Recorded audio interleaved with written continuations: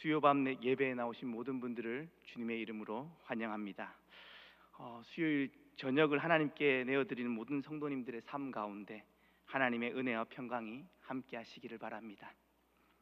특별히 항존직으로 피택되셔서 교육을 받고 계시는 모든 분들께 하나님의 새로운 부르심 앞에서 정말로 기쁨과 감사함으로 응답하실 수 있으시기를 바랍니다. 진지한 신앙인이라면 누구나 자신의 신앙에 대해 고민합니다. 자신이 지금 바른 신앙을 걸어가고 있는지 고민하는 것이죠. 우리는 흔히 신앙이 좋다라는 표현을 사용하기도 합니다. 때로는 그러한 말을 듣기도 하죠. 수요 저녁 예배에 나오신 분이시라면 한 번쯤은 들어보셨으리라 생각합니다. 그죠? 네. 그러나 어떠신가요? 자신의 삶을 스스로 돌아보게 될 때면 우리의 일상의 삶이 정말로 믿지 않는 사람들과 별반 다르지 않음을 순간순간 발견하게 될 뿐만 아니라 정말 우리의 마음과 생각마저도 정말 별로 다르지 않은 것은 아닐까라는 것을 발견하게 되는 순간이 있죠. 이러한 순간을 마주하노라면 스스로에 대한 무력함을 느끼고 자신의 신앙이 무의미하다라는 생각에 빠지게 될지도 모릅니다. 신앙의 삶을 살아간다고 하면서 내 삶은 왜 이렇게 변하지 않는 것인가 라는 고민을 한 번쯤은 가져보셨으리라 생각합니다. 이러한 시간들이 반복되다 보면 어떠신가요? 이러한 성찰도 어찌 보면 잠시 지나가는 것뿐일 때가 많죠. 우리는 여전히 형식적으로 교회에 가고 다시 평소와 다름없이 세상적인 생활을 합니다. 그러다 문득 우리는 자신의 삶을 직시할 때면 기독교인으로 산다는 것이 무엇일까라는 질문을 다시 떠올리게 됩니다. 오늘은 그 중에 한 가지 답변을 해보려고 합니다. 신앙으로 산다라는 것은 하나님의 말씀을 따라 살아간다는 것을 의미합니다. 하나님의 말씀에 잇대어 사는 삶이죠. 조금 풀어본다면 성경적인 가치관을 가지고 살아간다는 의미이기도 합니다. 하나님의 말씀을 붙잡고 그 원리를 따라 살아가는 삶이죠. 그렇게 신앙을 가지고 살아간다는 것은 어떤 의미에서 막연한 것이 아닙니다. 하나님의 말씀 속에 삶의 원리와 방향이 고스란히 담겨져 있기 때문인 것이죠.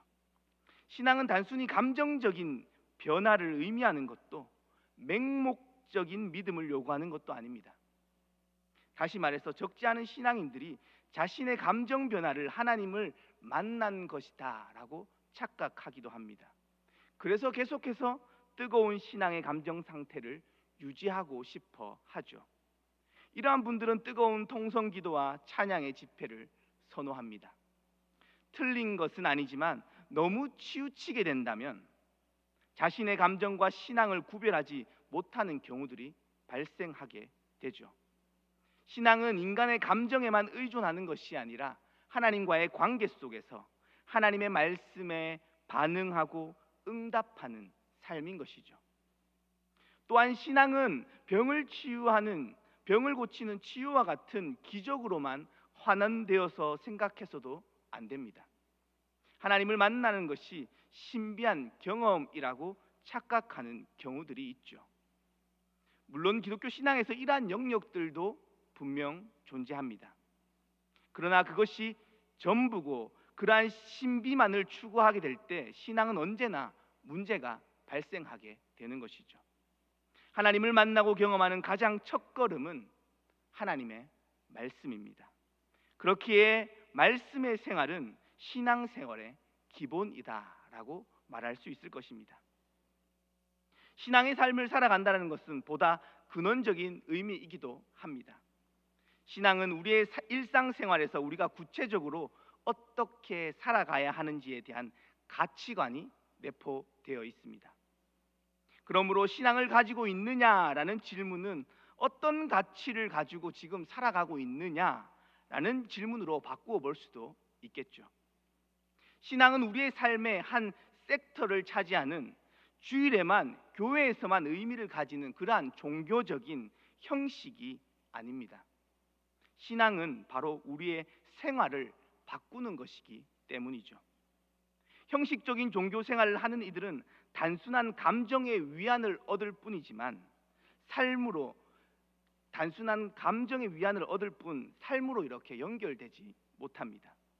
참된 신앙인은 말씀의 그 기준을 따라 자신의 삶을 해석하고 그 전과는 다른 삶을 새롭게 살아가게 되는 것이죠. 따라서 신앙을 가진 사람과 가지지 못한 사람의 차이는 자신의 삶을 어떻게 해석하느냐의 차이이며, 구체적으로 어떠한 신앙적 가치관을 가지고 살아가느냐라는 것의 차이라고 말할 수 있습니다. 이러한 차이는 바로 하나님의 말씀으로 인해서 오는 차이입니다. 오늘 본문은 바울이 디모데에게 마지막으로 이렇게 당부하는 그 가르침이 담겨 있는 말씀이죠. 14절의 말씀에 보시면 너는 배우고 확신한 일에 거하라 라고 이야기하고 있습니다. 바울은 디모데에게 마지막 순간에 뭔가 새로운 통찰, 뭔가 번뜩이는 것을 이야기해 준 것이 아니라 지금까지 배우고 확신한 일에 계속 거하고 그 일을 감당하라라고 말하고 있는 것이죠. 황경직 목사님이 후배 목사들에게 했던 말을 기억하실 겁니다. 예수 잘 믿으세요 라는 말씀이었죠. 바울이 디모데에게 말한 것은 바로 이것이죠. 바울이 말한 디모데가 이미 배웠고 확실한 일은 무엇이었을까요? 디모데가 이미 배웠고 확신한 일은 무엇이었냐라는 질문입니다. 바울은 디모데를 너무나도 잘 알고 있었습니다.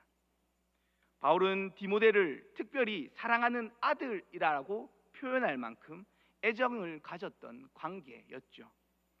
바울은 디모데가 어려서부터 외할머니 로이스와 어머니 유니게로부터 성경을 바르게 배우며 성장했음을 또한 잘 알고 있었습니다. 그렇기에 바울은 그 가르침을 떠나지 말라고 디모데에게 당부했던 것이죠. 우리는 나이가 들어가면서 성장해 가면서 인생이 교과서대로 되는 것이 아니구나라는 것을 참 느끼는 순간들을 많이 만나게 됩니다. 그럴 때마다 우리는 우리의 삶에 유혹이 찾아옵니다. 달콤한 유혹들이죠. 한 번의 인생을 뒤집을 수 있을 것 같은 그러한 유혹들을 붙잡고 싶은 마음들이 우리의 마음 가운데 찾아오죠. 디모데전서 4장 7절에서 바울은 이러한 것들을 이렇게 표현합니다. 망령되고 허탄한 신화를 버리라 라고 이렇게 표현합니다. 그것을 따르지 말라고 경고하고 있죠. 현 시대 속에서 말씀을 따르는 삶이 때로는 우리에게 고리타분하게 답답한 교과서처럼 느껴질지도 모릅니다. 그래서 주식의 대박을 노리고 로또 당첨과 같은 한탕주의에 빠지기도 하죠. 그러나 바울은 시대의 풍조를 따르지 말고 말씀 안에 거하라 라고 디모데에게 권면하고 있죠. 요즘 손흥민 선수로 인해서 밤잠을 설치는 분이 많다라는 이야기를 듣습니다. 저도 축구를 참 좋아합니다. 요즘 손흥민 선수의 상승세를 보면 우리는 손흥민의 시대를 살고 있구나 라는 이러한 생각을 하게 되기도 하죠. 많은 전문가들이 왜 손흥민을 막지 못하는지에 대한 분석들을 여러 가지로 막 이야기하는 것을 듣게 됩니다. 다양한 분석들과 이야기들이 있지만 빠지지 않고 나오는 분석 중 하나는 손흥민의 양발 슈팅 능력입니다. 양발로 슈팅이 가능한 거죠. 오른발, 왼발 어느 쪽 발도 정확한 슈팅을 때릴 수 있는 능력이 손흥민 선수에게는 있다라고 이렇게 평가합니다. 그래서 수비수들이 한쪽으로 이렇게 막아서면 다른 쪽으로 슛을 때리고 이렇게 한다라는 것이죠. 골을 넣은 수치를 보더라도 양발의 수치가 거의 비슷하게 드러나고 있습니다. 어떻게 이렇게 양발을 잘 사용하게 되었는지 많은 기자들이 손흥민 선수에게 이렇게 질문했었습니다. 다들 아시죠? 그것은 특별한 비법이 있던 것이 아닙니다. 어릴 때부터 아버지로부터 받았던 끊임없는 훈련의 결과였던 것이죠. 무의식적으로 오른발잡이이기 때문에 무의식적으로 오른발을 먼저 사용할 수 있는데, 의식적으로 왼발을 먼저 사용하기 위해서 발을 씻을 때도 왼발을 먼저 씻었다라고 하죠. 삶의 순간순간 계속해서 의식하며 양발을 사용하기 위해 노력했다라는 의미이죠. 손흥민이라는 선수가 수많은 기록을 갈아치우면서 그 자리에 오를 수 있었던 것은 어떻게 보면 가장 기본이 되는 기본기가 탄탄했기 때문입니다. 매일같이 연습했던 수천 번의 슈팅의 연습, 그리고 그 트래핑의 훈련의 과정을 통해서 그 자리에 오르게 되었던 것이죠.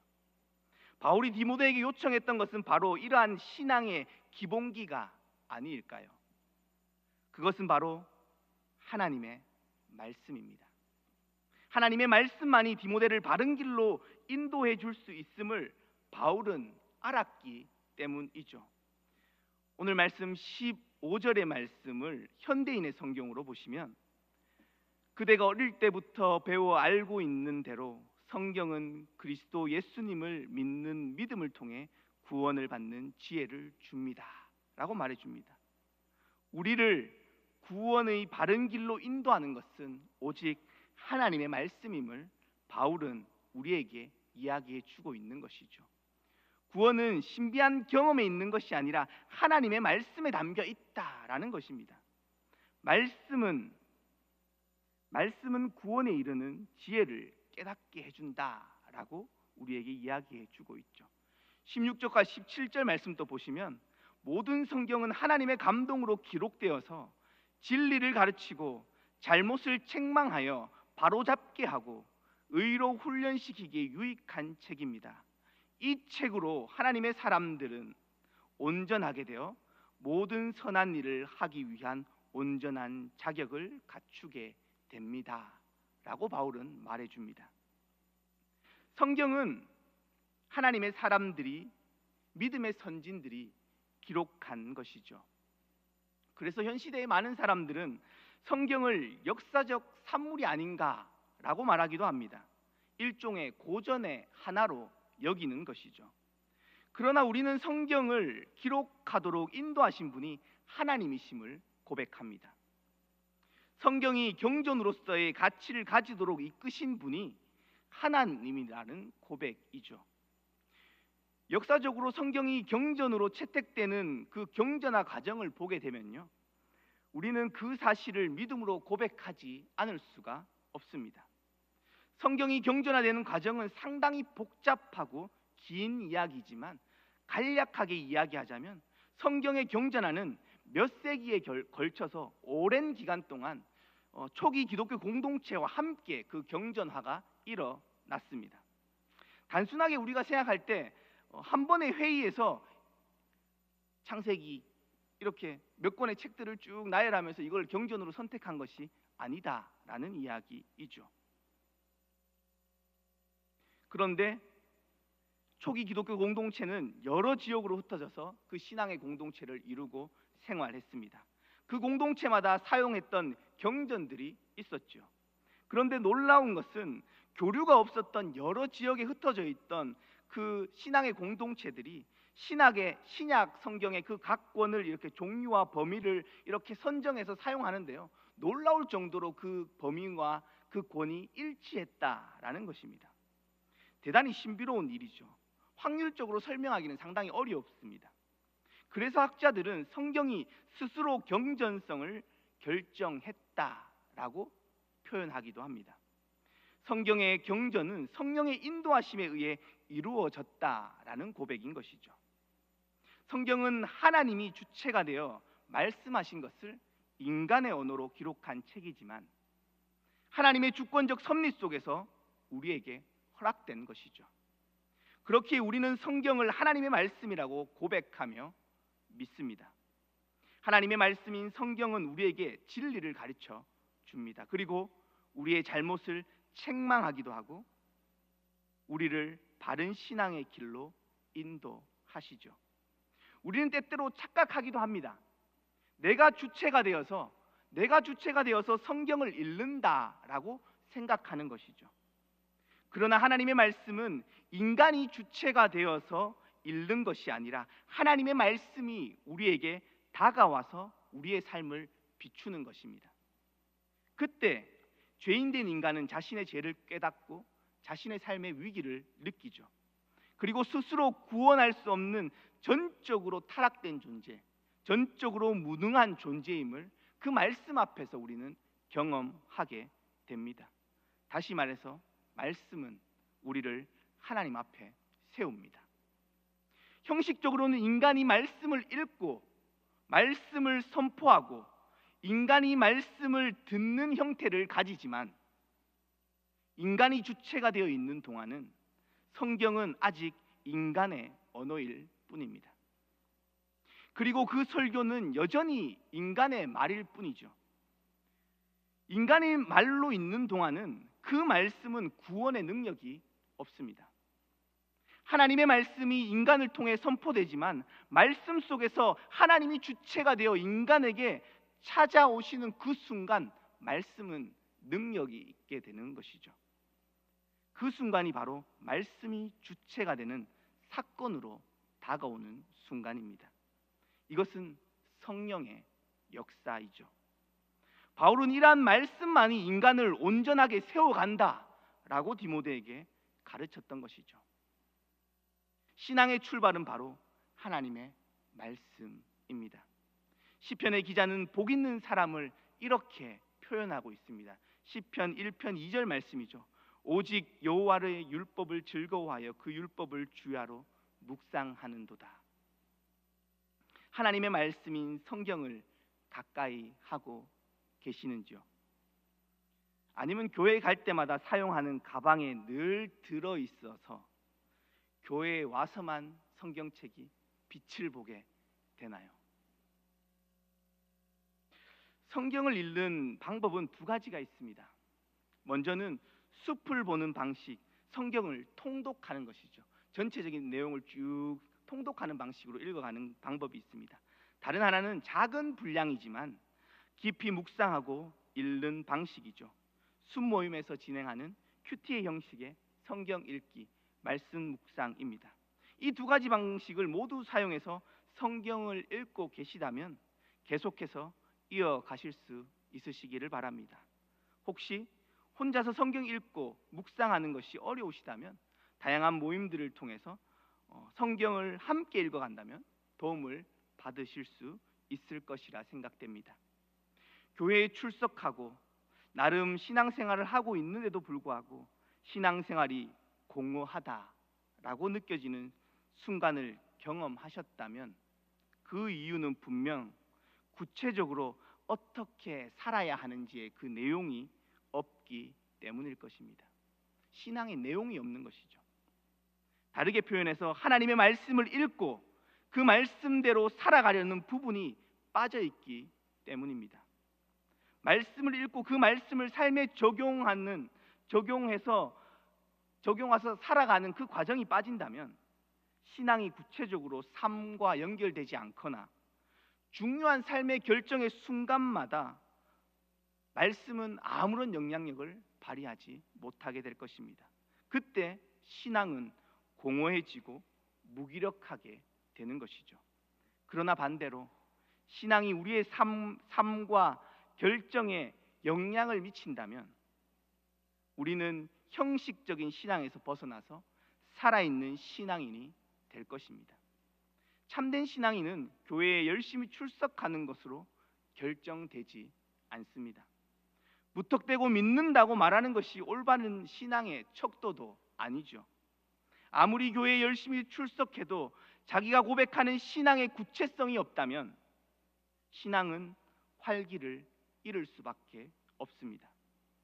우리가 좋은 신앙인이라고 말을 듣는다 하더라도 자신의 신앙의 내용이 없다면, 하나님의 말씀을 읽고 그 말씀을 자신의 삶에 적용하며 살아가는 그 구체적인 내용이 없다면 그 신앙은 언제나 추상적일 뿐이죠.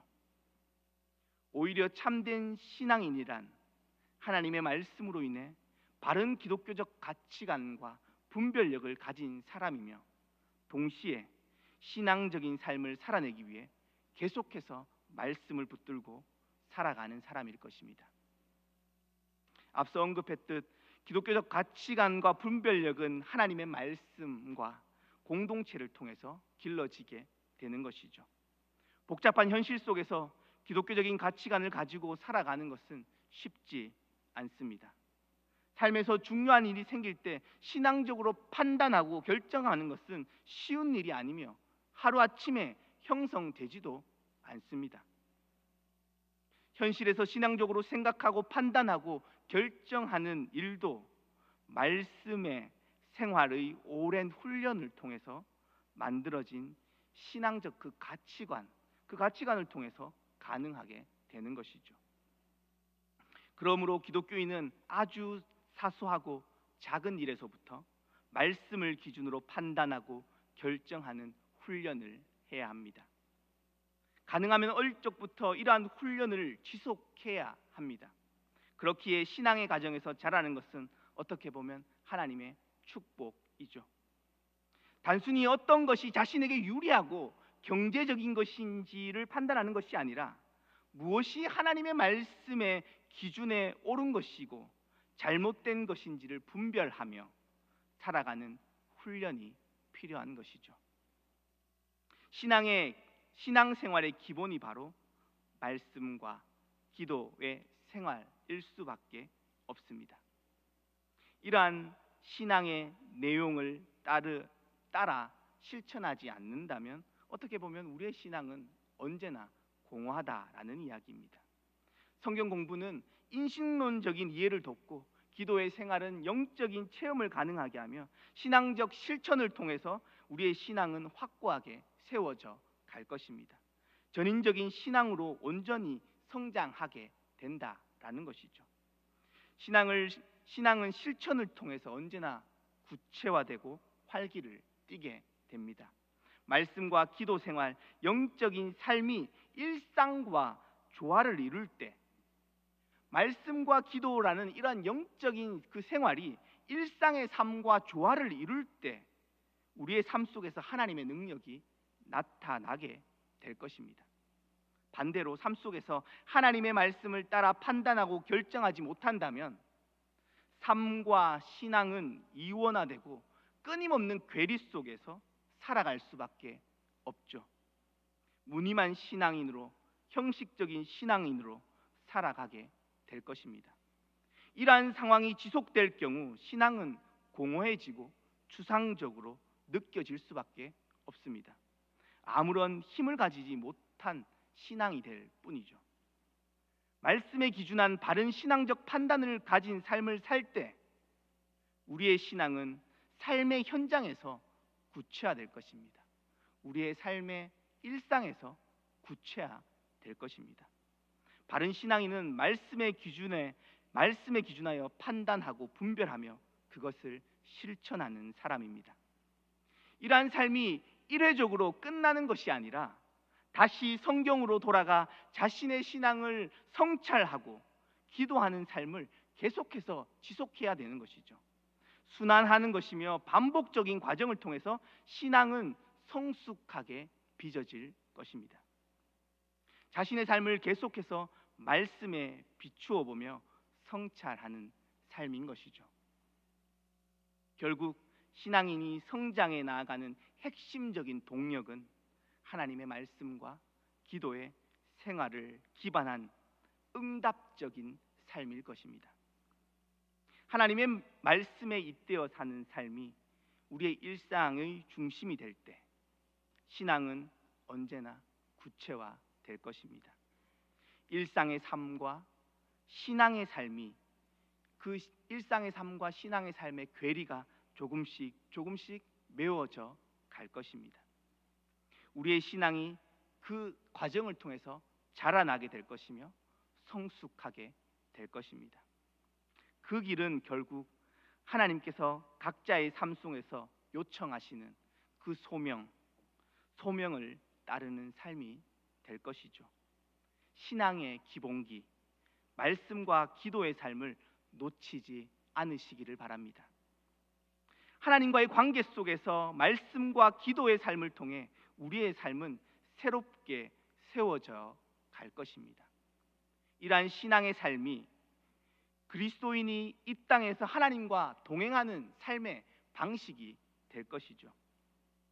말씀과 기도 속에서 매일 하나님을 만나고 경험하시는 제1의 공동체 되기를 주님의 이름으로 축복합니다.